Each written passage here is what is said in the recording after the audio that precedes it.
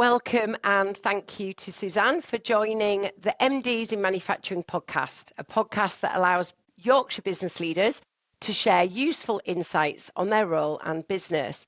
I'm Kerry Hope, Managing Director, owner of Castle Employment Group, and it's an honour today to welcome Suzanne Moyes, Deputy Managing Director of Burgess Petcare.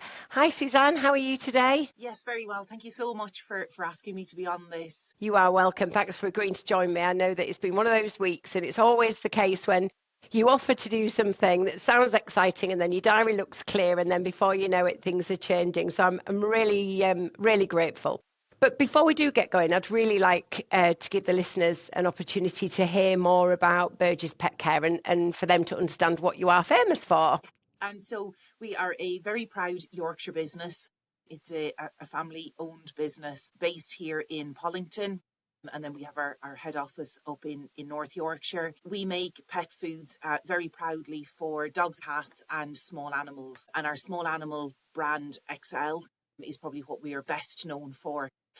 And there's a number of elements that we're ever so proud of that we have done with that brand. So, we were one of the first to do an extruded food for rabbits that helps prevent selective feeding. We've invested in research over the years into kind of health and nutrition of animals. And one of the things that makes me so proud to work for Burgess is the investment we make into welfare initiatives and supporting charities and education.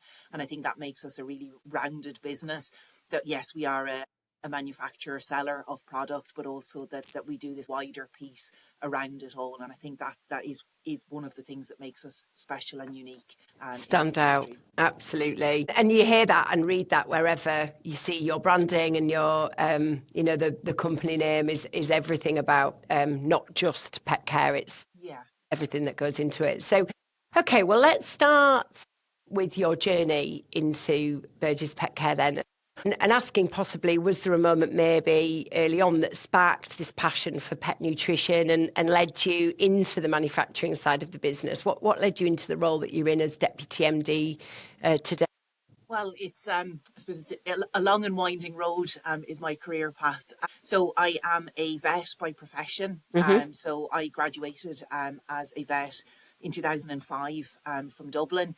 And originally told my parents that I was coming to the UK for a year to just get some specific small animal experience. And much to their dismay, 20 years later, I'm still here living in the UK. But I spent 8 years working in first opinion small animal practice. And that really is where I developed my passion for nutrition and the difference that can have on an animal's health and welfare, particularly when we talk about smaller pets. And I got to a point where I decided, I wanted to do something different from being in practice. And so a role had come up for Burgess Petcare as their veterinary manager, and I applied for that, and that was in 2013. So my initial role within the business was one that was really championing education. That piece of research that I referenced at the start was just coming to an end, and they were creating this permanent role which was going to be about how we communicate the results of that research, which looked at the effect of feeding muesli mix style diets to rabbits. And that is really the premise of that original role. So I spent my first couple of years, setting up smaller research projects, going around meeting customers, pet owners, educating them. And over time, I got more involved in new product development and recipe development and the whole technical side of things. And because of being involved in the recipe development, when we would trial recipes, I would then spend time in the factory. And that really was my first real time of spending time in and around the factory and being around real manufacturing. And I just found it fascinating. I just loved it all. I loved being in the factory. I loved learning about it. And over the years, kind of in the following years, I became technical director initially, looking after kind of the technical and quality teams.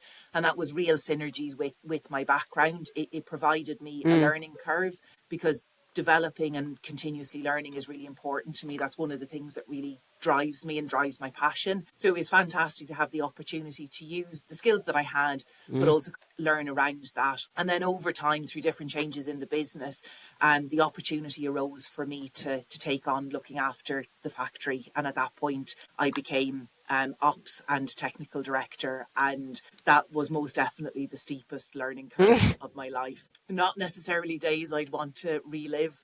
again, but I am incredibly glad and grateful that I went through them.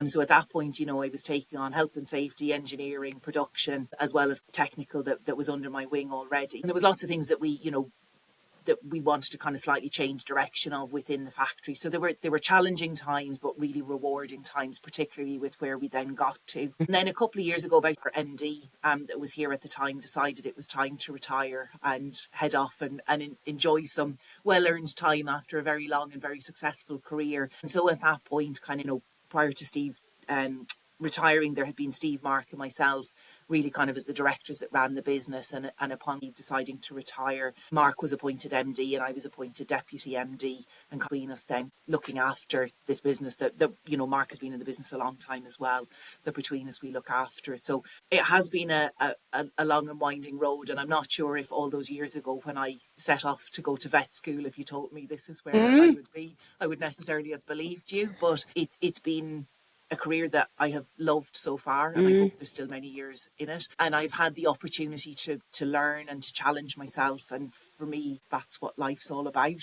And kind of help and develop other people along the way. And, it doesn't kind of get much better than that, really. Absolutely. When you said that you'd, when you're doing the ops and technical director role, and you mentioned the steep learning curve that was painful at the time, yeah. What made it be so difficult? Is there a part of it that you remember that has been the steepest part of the curve, if you like, so that others can possibly resonate with that or empathise with that? I think it was, so in the practical side of it, it was really very much learning that front end of manufacturing, that it's an immediate thing, and when something goes wrong, it can really go wrong, and the immediate financial implications of things going wrong. So, but out of that as well, it's that learning of, actually it's about having the right people around you. And the steepest learning curve of it was kind of figuring out, okay, what would be the right people for the right roles there. And that really has been a guiding light for me then throughout my career from then, which has meant that for me, it is all about getting the right people in the right roles, doing the right thing. And if you can do that, and it's much easier to say it than it is to achieve it, but if you can get that, then therein kind of lies the magic and the success and the efficiencies and everything that kind of comes from it. And I think kind of it was at that period, as a business, we wanted to kind of change some of the shift patterns, the lines and things. We needed to run more efficiently as a business, and we were changing things from how we had done them for a very long time. And I was new into that role at the same time. And, they're two difficult things coinciding at the same time. In its own way, some of my naivety probably helped me, because at the outset of it, didn't know what I was heading into, and that was probably a good thing. But I think in a situation like that, if I was to give advice to people, it's that classic saying of find the helpers, find the people around you who you can see are the ones who are genuinely helping, have that kind of North Star of what the right thing to do is, even in the tough circumstances, and then keep close to those people, and then find more of those people and build more of those people around you. And that's what it was. We set off on this journey, and our MD at the time that I've referenced that retired, he had been through this process in different businesses throughout his career, and he was such an enormous help and mentor to me in that period of time. That is one of the things I count myself as being very, very fortunate for, of having a mentor like that beside me, who allowed me to do it and learn. He gave me the space to do it, but was always there, kind of, with one hand on my back, nudging me forward and kind of into those tough situations. But it comes down to people. No matter what you're trying to do, if you don't have the right people around you or the right people in the right roles, actually it's really, really tough. And that's the kernel of, if you're trying to change something, get people doing the right thing. So that would be my advice, is kind of to anyone that would find themselves in that situation, find the helpers, and you'll be okay. Thank you for sharing that, because I think that's so valuable. And I know we'll go on to talk about people and how important they are, and what your plan is for retention and attraction. But I think it's always really great for you to share how you made that transition across, and what successful one you've had. So yeah. I was also reading recently about the hot weather campaign and the relaunch of your sensitive dog food line, and that you're clearly responding to pet safety. And obviously, you've said at the beginning, it's what attracted you to the business, it's what keeps you with the business, it's what makes you stand out. And all of this is brilliant to be reading about. As the Deputy MD in your role, with your technical knowledge as well as your operational responsibilities, what would you say the current external pressures are on keeping you on your toes at Burgess Petcare as leaders of an organisation like Burgess Petcare? What are the biggest things that are keeping you on your toes at the moment? I suppose, look, I would imagine you'll get a similar answer from lots of the leaders that you will chat to. It's not an easy market out there at the minute. The economy isn't in the most fabulous condition. I think the world around us is changing. The world itself is turbulent. So when you look at supply chains, they can sometimes be disrupted. You have to maintain continuity of supply of ingredients and pricing of ingredients, etc. So that's definitely something that we need to be ahead of the curve on. Pet ownership itself is an interesting one at the moment. You know, I think as inflation has increased over the last number of years and there's been pressure on kind of household budgets, that inevitably puts pressure on pet ownership. You know, and I think kind of, you know, we've seen maybe a little bit of a flattening off in the pet population.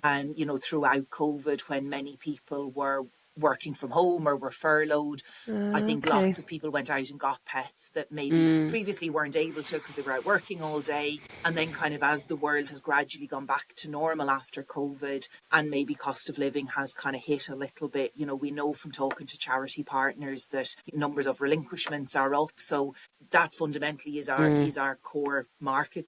The pet population is a really important parameter for us as a business. So it's navigating our way through that. And as I said, with the economy, changing shopping habits, changes in channels within which people are shopping. So kind of that move to online, people are getting a lot more savvy in terms of kind of looking for deals. So I think it's the fact that, you know, the world is ever changing and changing at faster and faster paces. And as a business, you need to be able to not only keep up with that, but try to actually be ahead of it.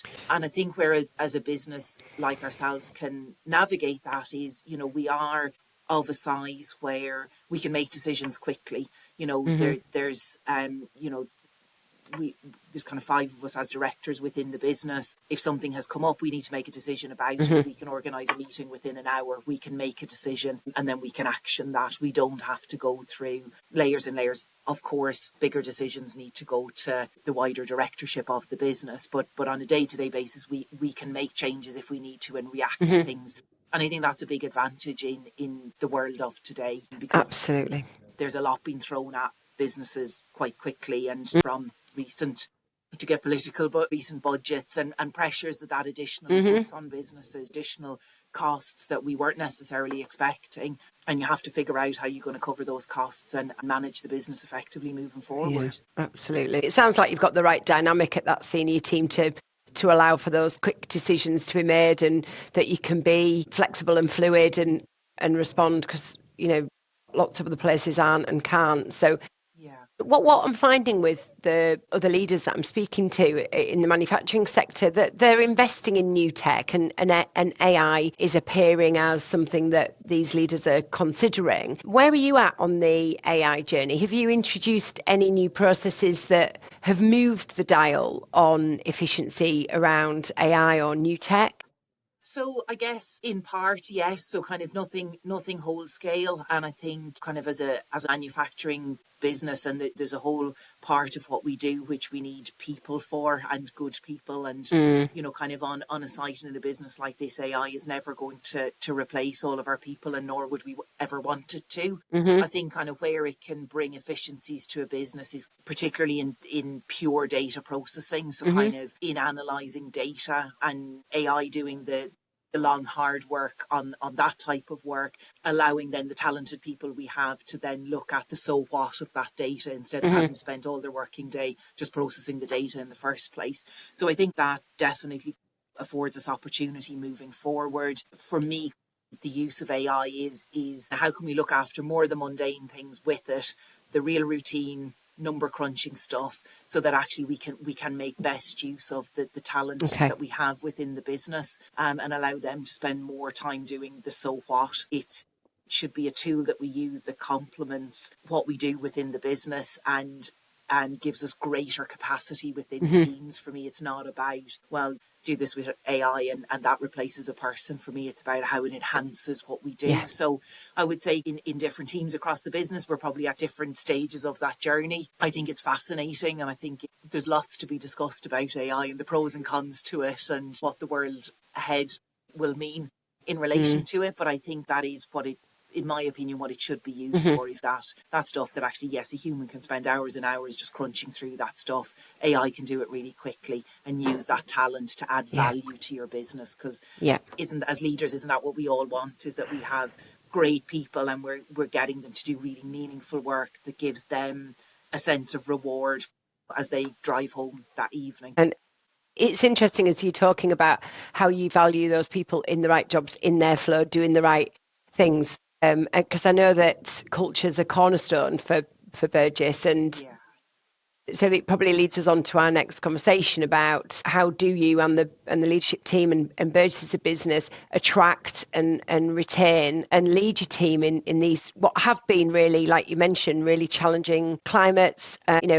What does that look like for you as a business? Yeah, so you're absolutely right. Kind of culture is really important to us, and it's something we're really proud. We're not perfect. Nobody is perfect. It's that continuous improvement ethos that we apply to it. But our kind of company motto is to care more. And that means doing the right thing, going the extra mile, looking after each other, looking after the pets we make food for, and everybody along the chain with that. And I think that's something that appeals to people when we interview for roles and helps attract them to roles. Similarly, I think a business like this, and I think, my own career path is a great example of it, where because we're that size business, where we're big enough to do lots of things and lots of meaningful things, but small enough that actually everyone has to just roll their sleeves up and get a bit involved. And so we don't have that situation where we would have a whole team of people who would just do X and as Y. I would never have to touch that because that team over there does it. We all have our defined roles and need to do our own roles. But actually there's huge scope and opportunity and at times requirement for us to say, yeah, actually, we don't have a dedicated person to do that. I'll volunteer for that and roll my sleeves up.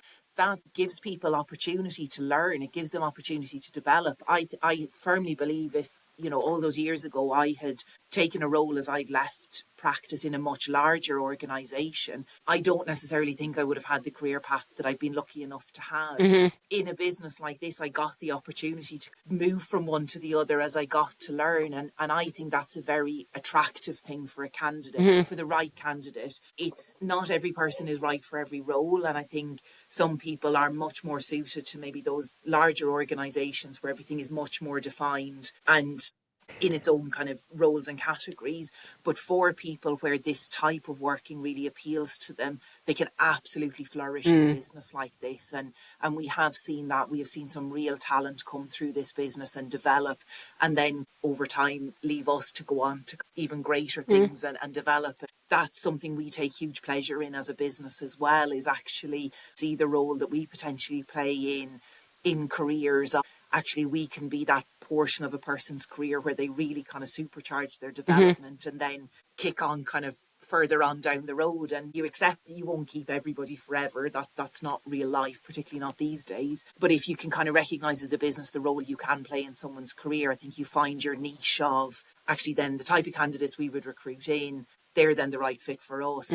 They develop while they're with us, and then we see them off. So that has helped us. And I think the other bit that has helped us, particularly on the manufacturing side of things, is we've worked hard to multi-skill our team members over years as well. So again, going back many years ago, not in every case, but largely in the factory, most people would have been able to run one machine or one area, whereas now the vast majority of the team that we have in the factory can run multiple machines, multiple areas, and we have some team members who can literally do everything in the factory. They can be up at the extruder end in the morning, spend a couple of hours in the warehouse, come back and do a bit in the pack hall, and they're skilled and properly trained and properly signed off on all of that. And that offers them variation and interest in their working day, and it helps us enormously. That helps so much with holiday cover, sickness cover, to roll with the unexpected punches that manufacturing throws at you. So that has been a huge thing for us and something we're very proud of. And again,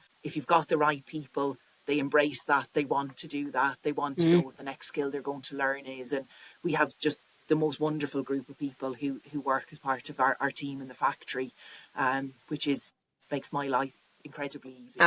Absolutely. And retention, by the sounds of things, is low for you guys, because, you know, if everybody is supported when somebody's got holiday, they're not feeling pressured because people can do other people's roles. So it's makes life easier for you as leaders, but also for them as colleagues. And I think it's just reflecting on what you were talking about.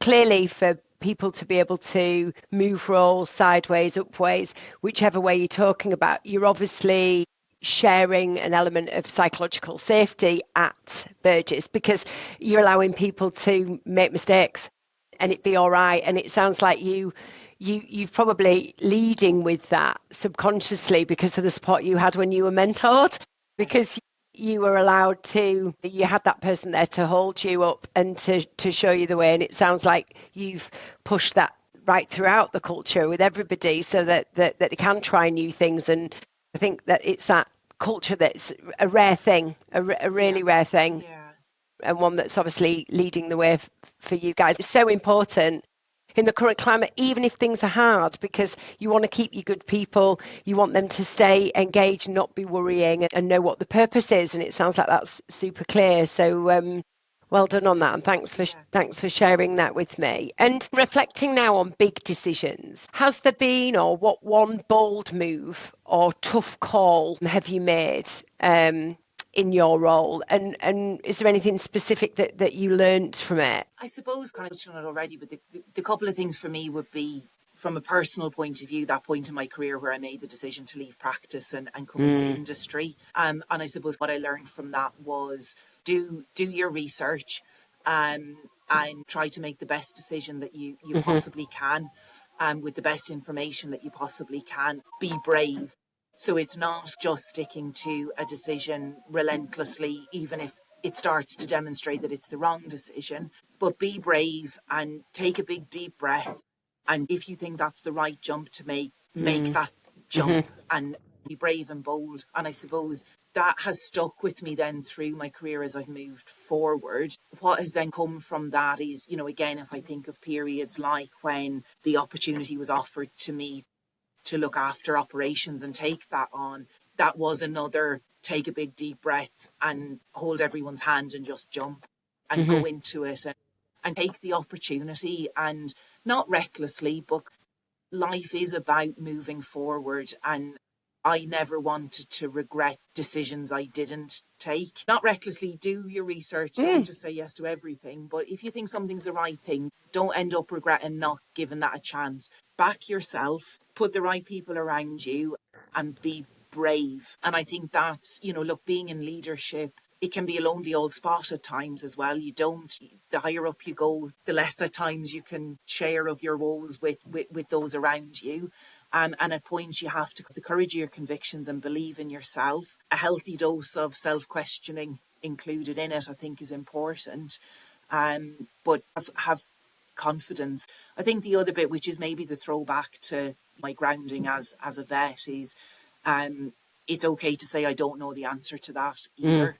And it's okay to say, could you help me with that? And I have a fantastic team of senior managers around me. When a problem arises, we will talk about it, and they don't come to me expecting me to know the answer all of the time. We'll talk about it. We will come to a conclusion. We'll back each other on it. Being brave to say, I don't know, is there somebody else who can help me? Even if, is that within my business, or do I know somebody outside of the business that I could appropriately and confidentially talk to and get some advice and guidance? Don't just style it out, go and get some help and advice. And I think that's a throwback. As a vet in practice, you would get yourself in bother very quickly if you were just pretending you knew the answers to everything. We're actively encouraged to say, I don't know, I'll phone a specialist.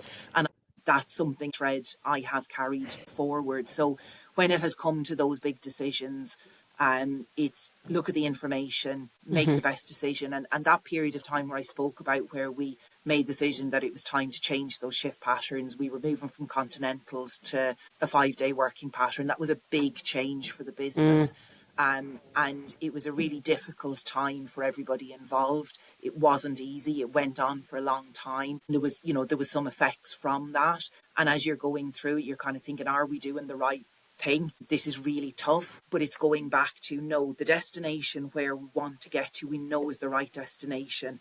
The path's just a bit bumpy, but it is the right path, and we just need to keep going. And it's that bit of bravery, and having a trusted confidant to you can share your woes with is important, because it is lonely in leadership. Yeah, it really is.